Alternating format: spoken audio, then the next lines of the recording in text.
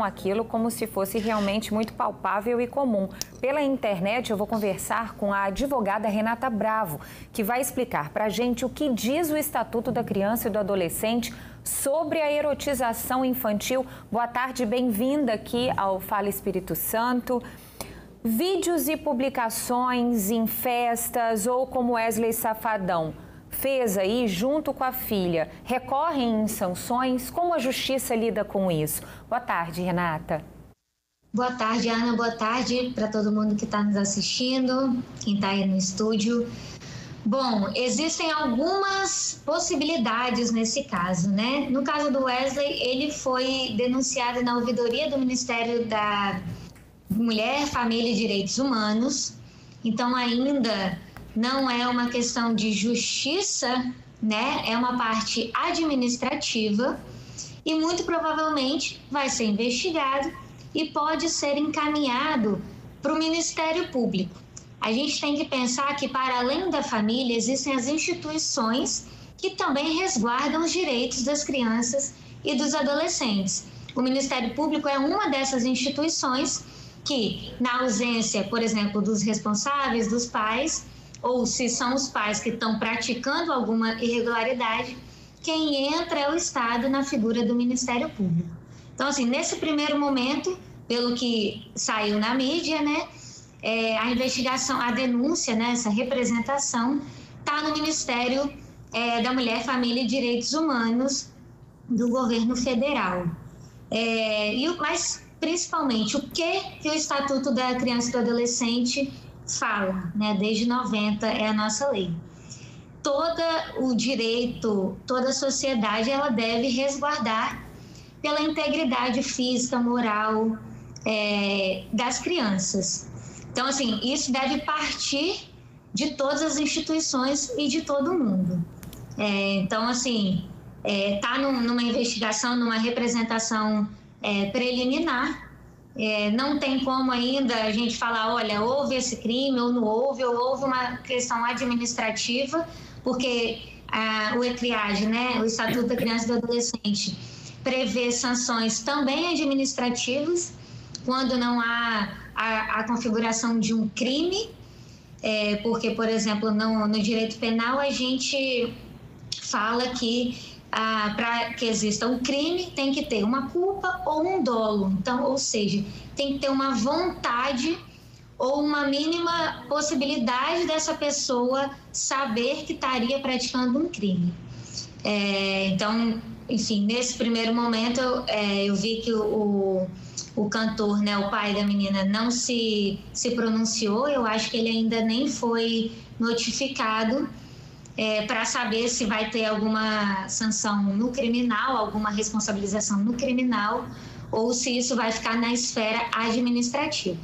A assessoria dele, inclusive, disse que ele ainda não foi notificado. Bom, o que a gente pode fazer, Renata, né? Porque fica feito, você colocou, ainda não configurou crime, isso ainda vai ser analisado, enfim, existe uma série de caminhos aí a serem percorridos antes de qualquer veredito ou de qualquer punição, enfim. Então, o que os pais, né, podem fazer para se blindar os filhos e evitar, às vezes, acabarem sendo processados, né? Porque, como a gente está debatendo aqui no estúdio, é cada vez mais comum crianças fazendo determinados tipos de dancinhas, dançando determinados tipos de músicas que têm a melodia ali divertida, né, ao ouvido delas, mas a letra é extremamente, assim, desaconselhada e inapropriada para essa idade. A gente hoje está nessa era, tem uma rede social que foi onde foi publicado, né, esse vídeo, que é dessas dancinhas, e são dancinhas que são chiclete mesmo.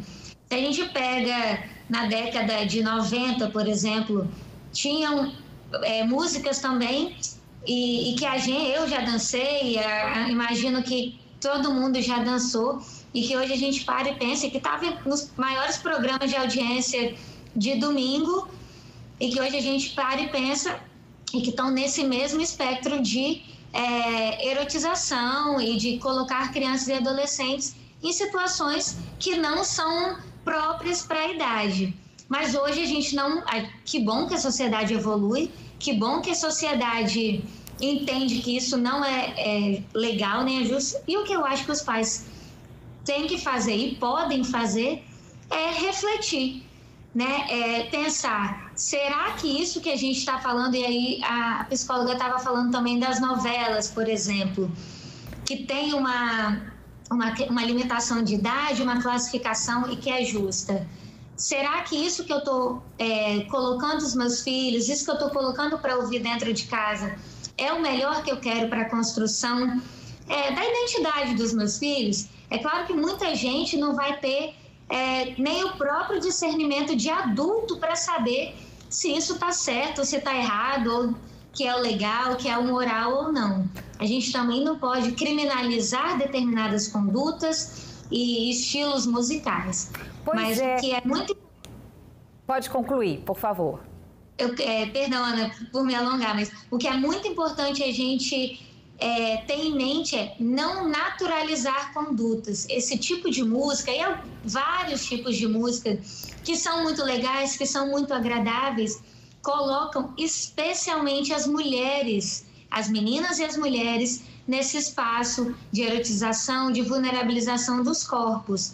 Quando a gente vê, né, muitas músicas com a novinha, isso constrói um entendimento coletivo mesmo de que esses corpos das novinhas estão disponíveis. Inclusive, eu vou repassar esse assunto aqui para a Gisele. Ela falou lá da década de 90, ou seja, algo que vem lá atrás, né? Não, ela tá falando, eu tô lembrando, né, das épocas que eu tava também das dancinhas, né, em casa, na escola, de programas de alta audiência infantil, em vários canais, que era super comum. Pessoas hoje que já cantam, né, de forma erotizada e que na época estavam cantando. Inclusive, olha lá, a gente tá vendo agora as imagens. Aí eu falei exatamente desta banda, que era uma que a gente dançava horrores, e era super legal. E quem não sabia era dança, tava fora de moda, né?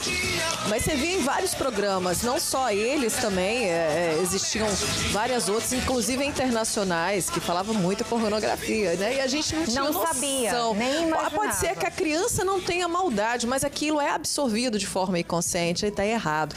A doutora falou uma coisa muito importante, a normatização. Meu medo é que tornou normal. Pode ser comum, mas não pode ser normal. Exatamente. Pode. Uma mãe acha bonita, né? Quando minha filha de 10 anos fala, mamãe, o que é? Vão lá em casa para tomar um chá bendado, ou toma vapo minha filha tá com dor de cabeça, né? A mamãe toma chá pra dormir, a pessoa vai pra dormir, vapo, dormiu na hora. Mas ela fala assim, sei não, ela mas tá todo mundo dançando. Esquisito. Como é que você explica isso a menina de 10 anos, que tá lá no TikTok, as amiguinhas tudo dançando, toma vapo. Eu falei, chá, vapo, dormiu. Mas gente tenta... Difícil sair dessa. Inclusive, a gente tem várias participações aqui sobre esse assunto. A Rita de Cássia Santiago, ela diz assim, as crianças de hoje estão cada vez mais adultizadas. Criança tem que ser criança, tem que brincar, ser mais inocente.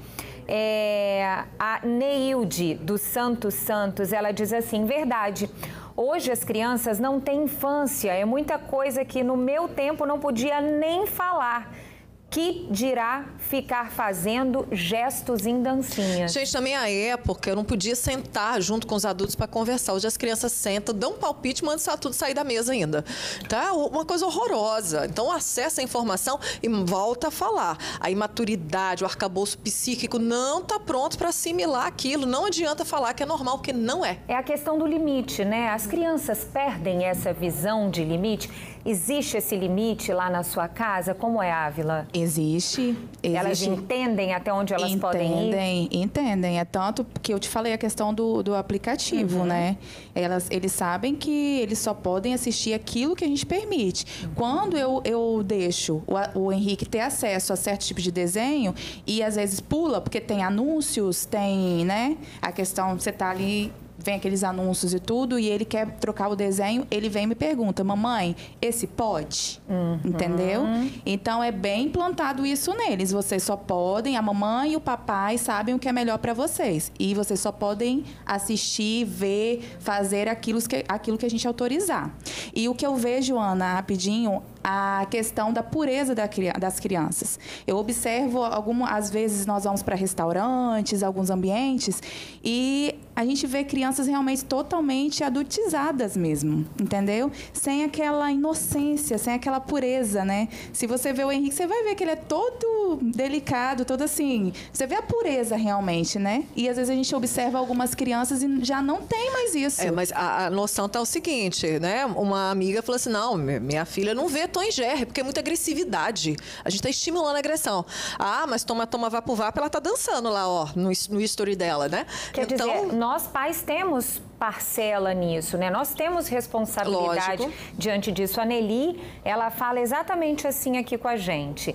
Ana, acho um absurdo os pais deixarem os filhos dançarem esse tipo de música. Ou seja, a questão da presença dos pais realmente se mostrando ali, olha, isso não... O pai tem que ser o limitador, a mãe tem que ter esse corte. É importante a presença da família nesse momento e parar de achar que é normal. Pode ser comum, mas não significa que é normal. Eu sei que é difícil, você falou, porque às vezes você pode cortar em casa, mas vai dormir na casa do coleguinha. Agora nas férias, está todo mundo na casa de todo mundo. O que eles estão fazendo lá?